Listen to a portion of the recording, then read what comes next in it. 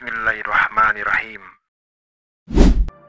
Assalamualaikum warahmatullahi wabarakatuh.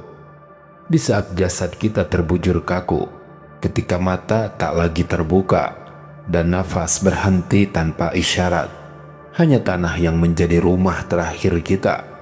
Gelap, sempit, sunyi, tak ada lagi keluarga, tak ada lagi harta. Yang tersisa hanyalah amal dan doa-doa yang kita lantunkan semasa hidup. Tapi, apakah doa-doa itu cukup kuat untuk menyelamatkan kita dari siksa kubur dan panasnya api neraka? Sahabatku, di balik doa-doa pendek yang mungkin sering kita anggap sepele, ternyata tersimpan tameng perlindungan yang luar biasa.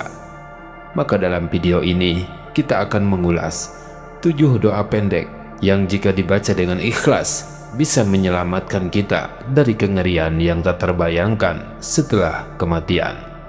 Sebelum lanjut, tekan tombol subscribe untuk mendukung channel ini dan tuliskan amin di kolom komentar. Niatkan semoga doa-doa ini menjadi amal jariah untukmu dan penyelamat saat kita semua kembali ke tanah. Saudaraku semua, Rasulullah SAW sendiri adalah manusia yang paling mulia yang sudah dijamin surga. Masih memohon perlindungan dari siksa kubur dalam setiap doanya.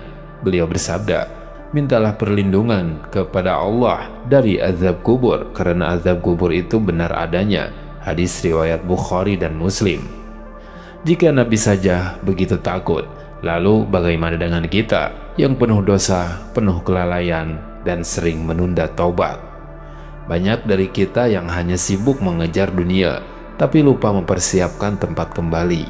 Padahal siksa kubur bukan dongeng, itu adalah kenyataan, dan itu adalah kepastian, dan datang lebih dulu sebelum hari kiamat tiba.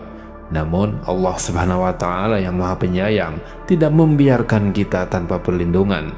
Ia memberi kita senjata, yaitu doa-doa pendek yang bisa menjadi benteng dari azab yang mengerikan itu. Doa yang pertama adalah Allahumma ajirni minan nar, yang artinya, ya Allah, lindungilah aku dari api neraka. Doa ini begitu pendek, tapi jangan tertipu oleh singkatnya sebuah doa karena maknanya dalam. Permohonan perlindungan dari azab yang paling dahsyat. Rasulullah SAW menganjurkan untuk membaca doa ini 7 kali setiap selesai sholat. Dan barang siapa yang melakukan dengan tulus, maka Allah akan melindunginya dari neraka, sebagaimana disebut dalam hadis riwayat Abu Daud. Bayangkan, hanya dengan kalimat pendek ini, kita memohon penjagaan dari murka Allah, sebuah tameng yang bisa melindungi kita di alam barzah dan hari pembalasan. Doa yang kedua adalah Rabbana atina fid dunya hasanah wa fil akhirati hasanah wa qina adzabannar, yang artinya, ya Tuhan kami, berikanlah kami kebaikan di dunia dan kebaikan di akhirat, serta lindungilah kami dari siksa neraka. Inilah doa yang sangat lengkap dan diajarkan langsung dalam Al-Quran, yaitu di dalam Quran Surat Al-Baqarah ayat ke-201. Kita memohon kebaikan dunia, akhirat, dan perlindungan dari api neraka. 3 hal terpenting dalam hidup. Doa ini tidak hanya menjaga kita dari azab, tapi juga membuka pintu rezeki dan ketenangan di dunia. Maka jangan heran jika para ulama dan orang-orang soleh menjadikan doa ini bacaan harian mereka, terutama saat sujud dan setelah sholat.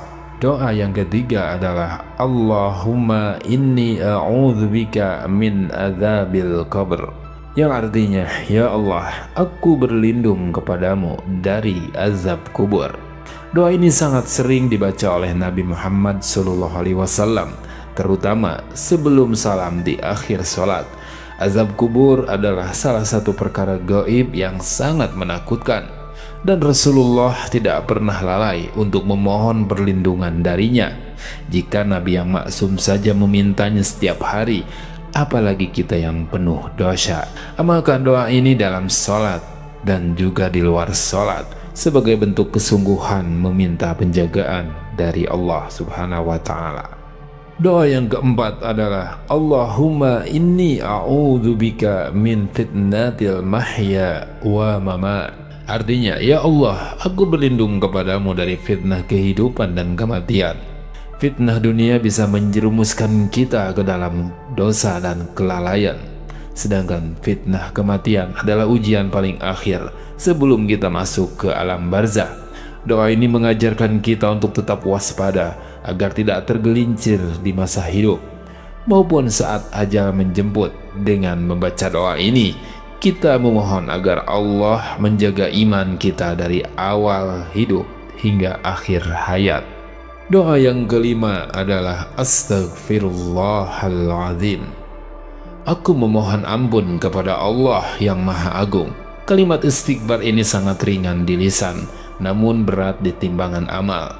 Rasulullah SAW sendiri beristighfar lebih dari 70 kali dalam sehari. Padahal beliau orang yang sudah dijamin surga.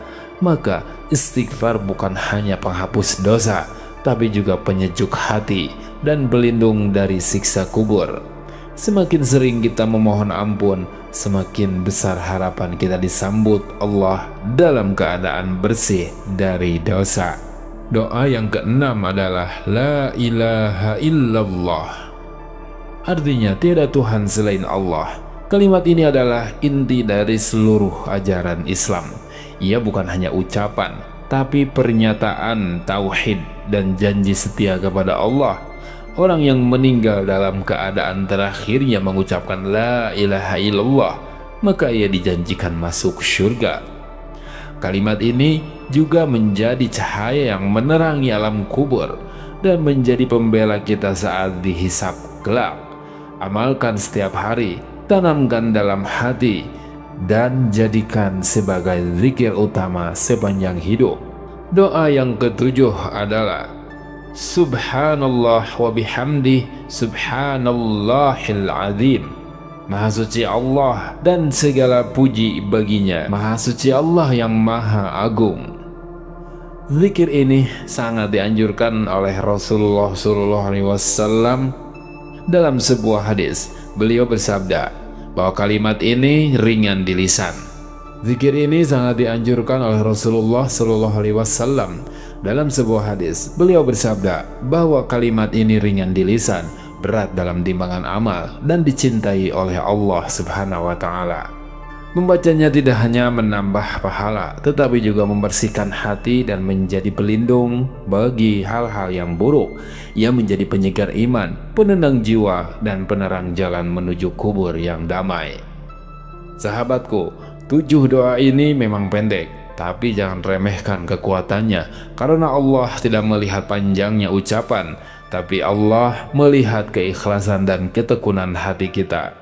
Bacaan-bacaan seperti ini kelak bisa menjadi pelindung saat kita sendirian di dalam kubur.